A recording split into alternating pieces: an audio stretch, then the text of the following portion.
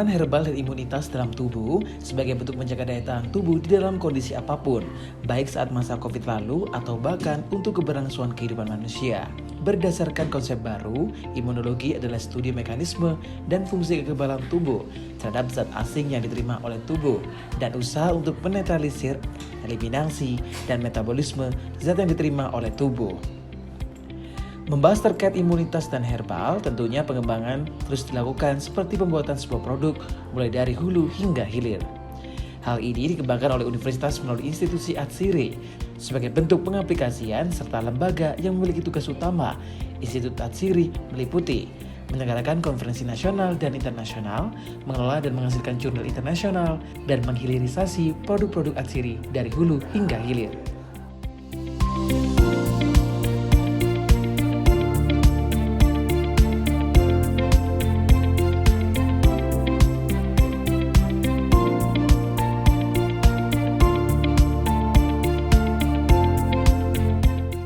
Perkenalkan, nama saya Profesor Dr. Andes Parsito MS dengan kepakaran kimia organik dan secara spesifik adalah bahan alam minyak atsiri secara khusus. Institut Atsiri itu merupakan salah satu unit yang ada di bawah Badan Usaha Akademik. Fungsi dari Institut Atsiri adalah dalam rangka untuk mengembangkan riset dan inovasi keatsirian yang ujung-ujungnya adalah menghilirkan produk-produk atsiri untuk sebagai salah satu sumber income generating dari Universitas Brawijaya. Selama ini kami telah mencoba untuk menghilirkan minyak atsiri menjadi berbagai macam produk. Salah satu produk yang sangat menarik adalah produk aromaterapi. Minyak atsiri itu sangat terkait erat dengan imunitas. Namun sebelum saya berbicara peran minyak atsiri di dalam sistem imunitas, barangkali saya akan menjelaskan dulu tentang imunitas itu sendiri. Sistem imun manusia itu sangat tergantung dari kondisi pikiran manusia. Pikiran manusia itu dikendalikan oleh 3 sistem yang dipengaruhi oleh 3 faktor utama. Faktor yang pertama adalah faktor endokrin. Apa itu endokrin? Endokrin adalah satu kelenjar yang diproduksi dan menghasilkan hormon.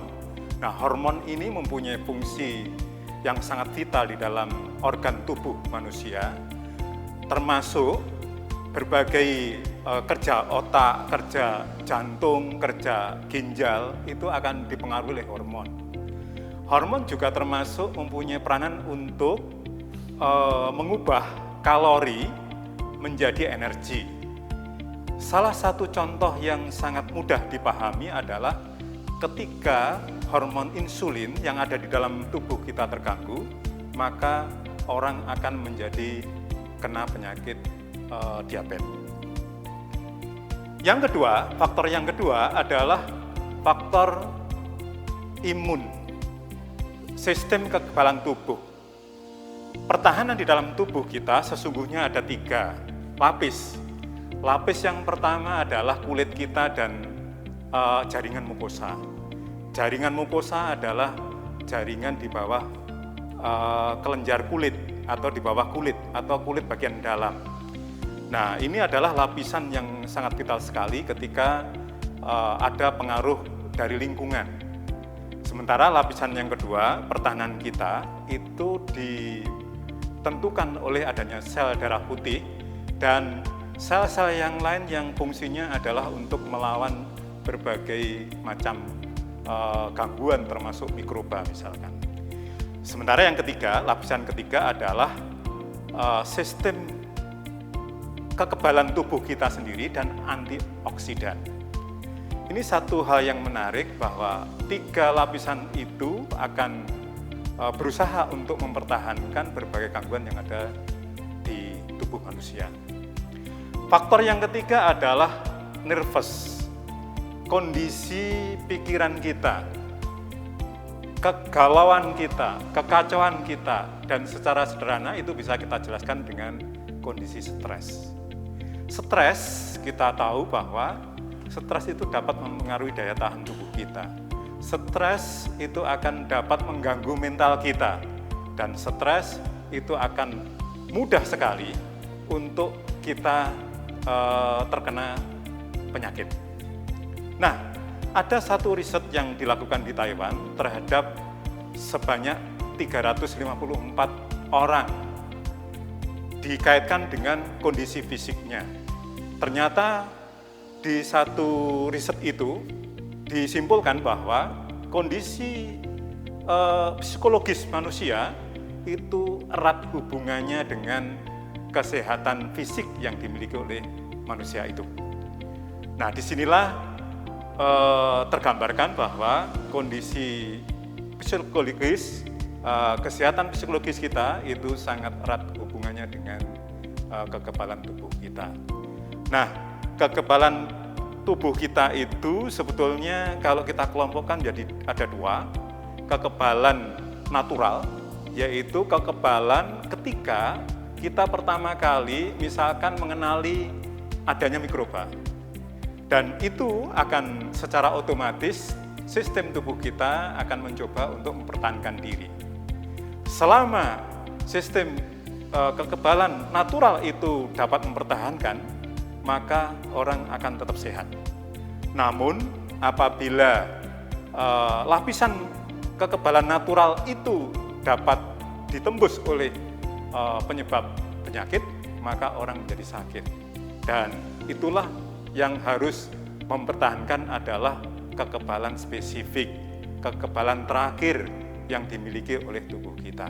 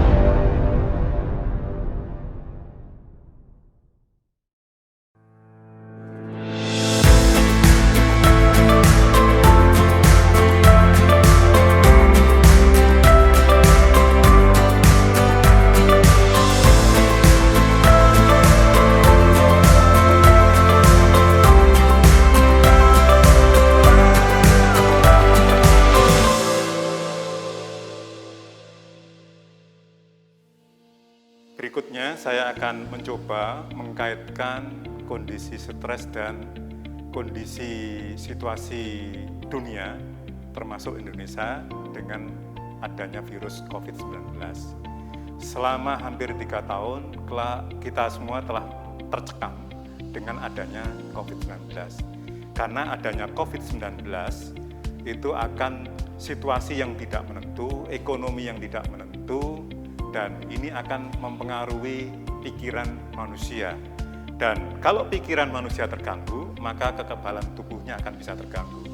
Dan kalau kekebalan tubuh bisa terganggu, maka ini akan banyak menimbulkan penyakit yang muncul di berbagai organ tubuh kita. Nah, COVID-19 itu sangat sederhana sekali. Untuk tanda-tanda awal apakah seseorang itu kena virus COVID-19, yaitu ada istilah yang disebut dengan anosmia. Anosmia adalah kemampuan untuk mencium bau, mencium aroma. Yang kedua adalah ageusia. Ageusia adalah kemampuan indera penciuman rasa kita untuk mengecap rasa. Nah, kalau kedua hal ini dirasakan oleh manusia ketika kondisi COVID, maka ini sebagai tanda-tanda awal bahwa manusia tersebut atau seseorang tersebut terjangkit penyakit COVID-19 atau terkena virus COVID-19. Nah, sekarang kita mengenal minyak atsiri. Minyak atsiri itu apa? Minyak atsiri adalah ekstrak yang diperoleh dari bahan alam. Proses untuk mendapatkan minyak atsiri adalah dengan proses destilasi, sehingga minyak atsiri itu adalah satu senyawa alami yang bersifat mudah menguap pada suhu kamar. Minyak atsiri mempunyai aroma dan minyak atsiri berfungsi juga untuk terapi. Peranan minyak atsiri itu sangat luas sekali, mulai dari kemampuannya untuk membunuh mikroba, membunuh bakteri, membunuh virus, termasuk juga dikenal minyak atsiri itu mempunyai aktivitas untuk mengendalikan penyakit yang sangat kronis, seperti misalkan adalah penyakit kanker, penyakit hepatitis, dan penyakit yang lainnya yang sangat berbahaya sekali. Yang menarik bahwa sekali lagi minyak atsiri ini mempunyai aroma, dan dengan aroma itu bisa digunakan untuk terapi. Oleh karena itu, sekarang atau beberapa tahun belakangan, produk dari minyak atsiri yang dikenal dengan aromaterapi itu memiliki daya tarik bagi banyak pihak. Mengapa demikian? Karena minyak atsiri itu ketika digunakan sebagai aromaterapi akan mempunyai kemampuan untuk mengendalikan stres, meningkatkan daya tahan tubuhnya, menghilangkan kecemasan, menghilangkan ketidakpercayaan diri, dan juga bisa mengoptimalkan kondisi tubuhnya. Yang menarik pula bahwa minyak atsiri itu mempunyai kemampuan untuk tidur kita itu menjadi lebih nyaman, sehingga untuk mengembalikan kondisi yang lebih baik itu akan dengan menggunakan aromaterapi. Nah, sekarang bagaimana aromaterapi itu bisa berperanan untuk imunologi kita? Minyak atsiri yang mempunyai aroma terhirup oleh hidung kita, dan dia akan sampai ke otak kita, dan otak kita menjadi ceria ketika kondisi-kondisi tadi itu bisa diatasi. Kondisi stres itu bisa diatasi. Kondisi mental yang tidak nyaman, kondisi yang merasa tercekam itu menjadi hilang. Kita tahu bahwa puluhan minyak atsiri itu telah ada di sekitar kita, dan kita manfaatkan untuk mengembalikan kondisi tubuh yang kurang nyaman tadi. Dengan minyak atsiri, maka pikiran kita menjadi ceria, dan ketika pikiran kita menjadi ceria, maka daya imunisasi kita, daya imun kita itu menjadi meningkat. Dengan demikian dapat diringkas bahwa minyak atsiri itu mempunyai peranan yang besar untuk menjaga sistem imun manusia. Tinggal kita bagaimana memanfaatkan itu. Yang jelas bahan untuk mendapatkan minyak atsiri itu ada di sekitar kita. Dan untuk mendapatkan minyak atsiri pun itu dengan cara yang sangat mudah sekali. Saya kira secara singkat seperti itu hubungan antara minyak atsiri dengan sistem imunologi yang ada pada tubuh manusia. Kemudian berbagai macam temuan obat baru itu juga berangkat dari diketahuinya struktur kimia dan aktivitas dari masing-masing senyawa, baik yang berasal dari alam maupun yang diperoleh secara sintetis. Kalau misalkan kita di bidang pangan, maka kita bisa mengembangkan dari ilmu kimia ini di bidang pangan, bagaimana kita mendapatkan packaging dari pangan itu dalam bentuk yang sangat menarik, misalkan dalam ukuran nanopartikel. Jadi pangan-pangan kita itu dikemas dalam bentuk atau diubah dalam bentuk ukuran nanopartikel. Dengan ukuran nanopartikel, maka ketika satu makanan itu masuk ke dalam tubuh kita, itu akan sangat efektif sekali. Demikian juga untuk berbagai pengembangan di bidang yang lain. maka sangat luas sekali. Oleh karena itu sekali lagi jangan dipandang kemipaan atau kimia itu adalah ilmu yang sulit. Sesungguhnya kimia tidak sulit, tinggal kita mau atau tidak. Karena kimia justru itu sangat menarik sekali untuk dipelajari lebih mendalam,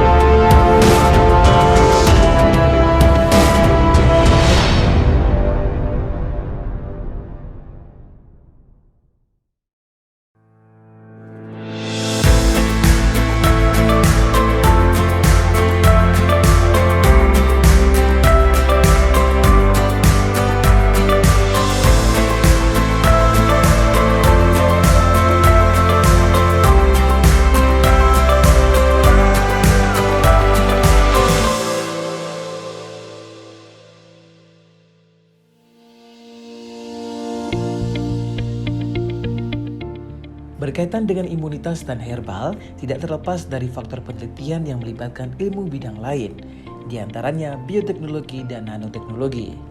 Mari kita mengenal lebih dekat. Bioteknologi adalah ilmu yang berhubungan dengan studi dan modifikasi organisme hidup dan biomolekul yang memungkinkan produksi berbagai produk.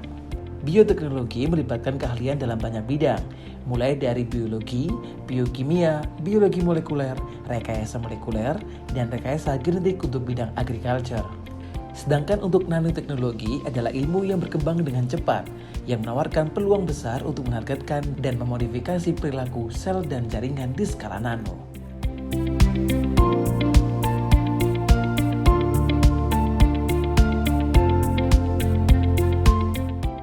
Assalamualaikum warahmatullahi wabarakatuh.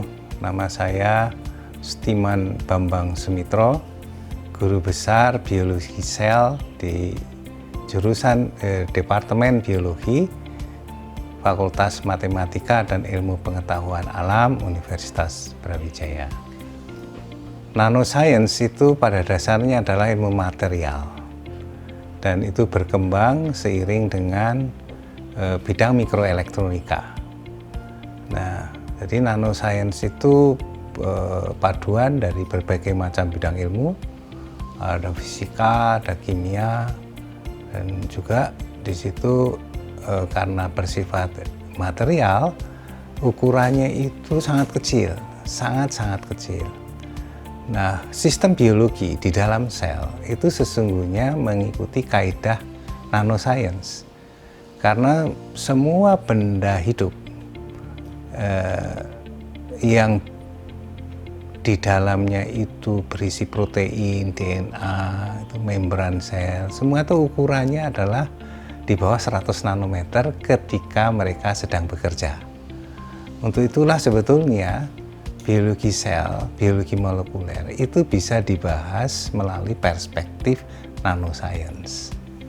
Nah, ketika kita ingin mencoba menelaah herbal itu pada dasarnya adalah material tanaman, bisa juga jadi hewan, gitu ya. Nah, artinya dia material berasal dari material hidup. Nah, untuk itu pemanfaatan nanoscience itu menjadi sangat terbuka lebar.